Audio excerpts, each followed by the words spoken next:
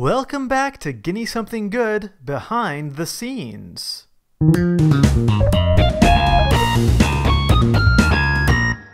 Today's episode will be another comment bag coming straight from YouTube. And we'll be doing something a bit differently today.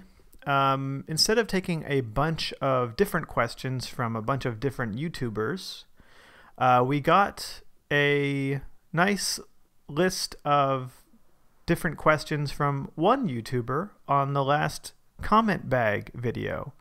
So I thought, why not just go ahead and take his questions one at a time, and then on the next comment bag we can get back to taking different questions from different YouTubers. So our YouTuber asking all these questions is called Intruder Adrian. Intruder Adrian writes, "Hi there," with some arrows pointing up to his name. Oh, that's like that, like kind of closed eyes expression, like you close your eyes when you smile.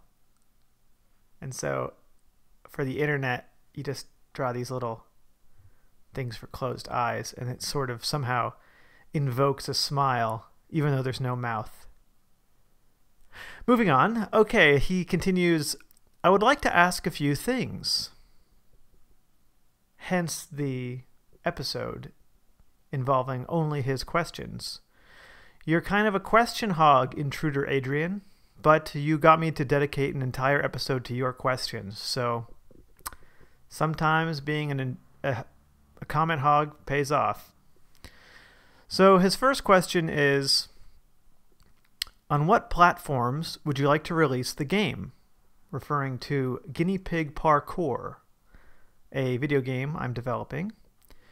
He says, "I'd love to play the game with a controller."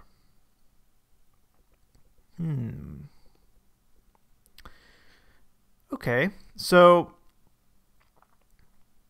the first platforms I'm developing the game for are mobile, although I will be releasing it for the computer. I can't export it to Mac, unfortunately, but it will definitely be a PC release.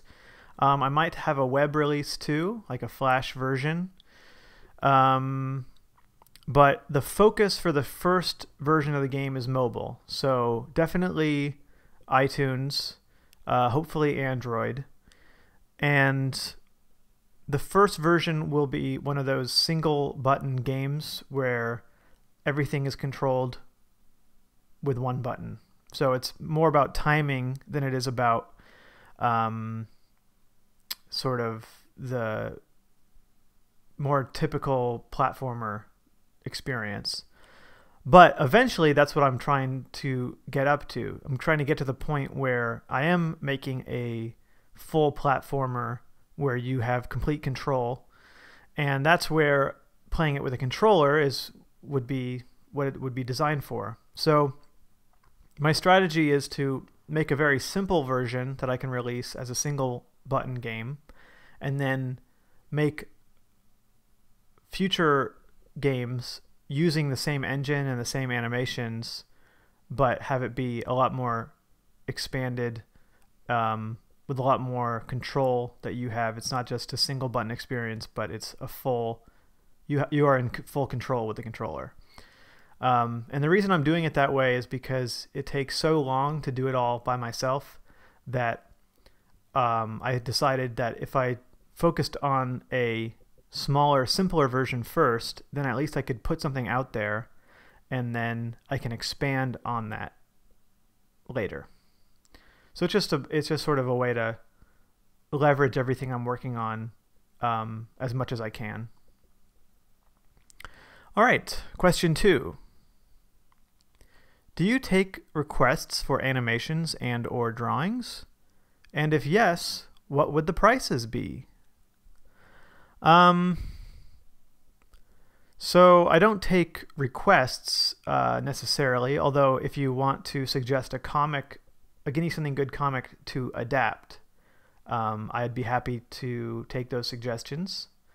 But as far as just like a custom animation, that's more of a commission. I do have commission prices. I'll go ahead and list a website in the description below that you can go to if you want to take a look at my commission rates. Okay. Question 3. I love the graphics of Wario Land Shake It.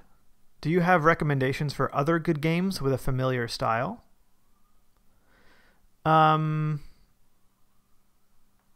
Yes, Wario Land Shake It is another game that I use as an example in my last comment bag about 2D animated full hand-drawn graphics for a platformer. And I do think it's pretty rare, although they do exist, and I'm always on the lookout for new ones or ones I wasn't aware of that were made in the past. If you look at the company Way Forward, they make a lot of great 2D animated games. A lot of them are pixel art, but like really amazingly animated pixel art. But they do have a few fully hand-drawn games. They did the DuckTales remaster that was hand-drawn animation for the characters. There's 3D backgrounds, but the characters were hand-drawn. And then I think they did like a HD re-release of a game called Mighty Switch Force. And the original was pixel art, and then the new one was hand-drawn animation. So I'd take a look at their games. But other than them, I'm not really sure. Definitely fighting games have a tradition of doing really cool hand-drawn animation. You know, now they're mostly 3D, unfortunately, but there's still a lot of 2D hand-drawn games even today. So yeah, I'm always on the lookout. So if you find any, let me know. All right, question number 4.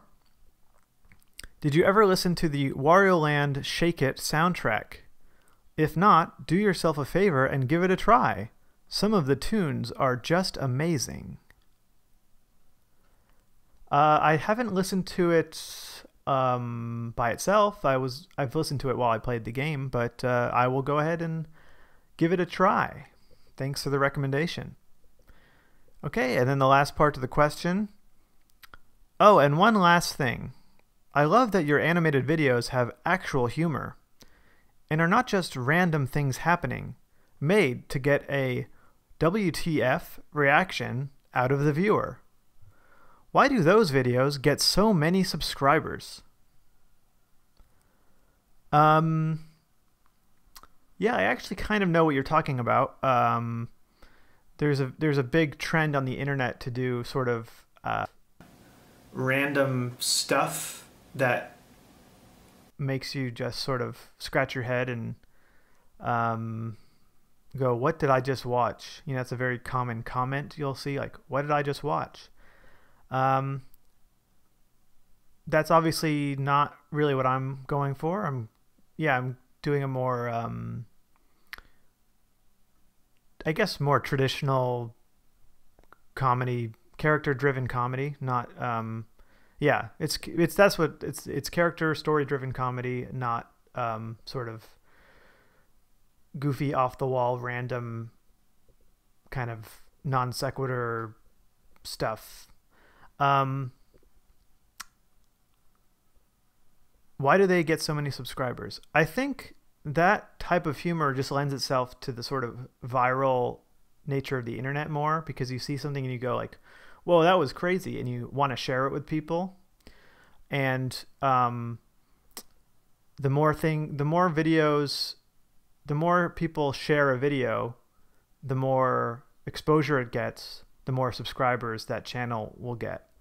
So I'm sort of doing it the hard way by not doing that kind of humor. And you know, obviously any project is difficult and challenging to undertake. So it's not like the work itself is necessarily harder, but building the audience could be harder, just because it doesn't have that viral component. So, you know, but what I'm hoping for is a more sort of a more engaged audience. You know, I think with the random stuff, maybe you get a lot of subscribers, but they're not quite as engaged because there aren't actually characters to invest in. So yeah, so if you're watching this, you know, that's just sort of maybe a call to action for you to help spread the word, because you know, share new animations, let your friends know about it, because my videos don't necessarily have that like built-in viral component. All right, well, thanks for all the questions, Intruder Adrian. Next time we will get to some more YouTubers' questions, or maybe questions from other social media websites. Until then, have a good one, and I'll see you next time.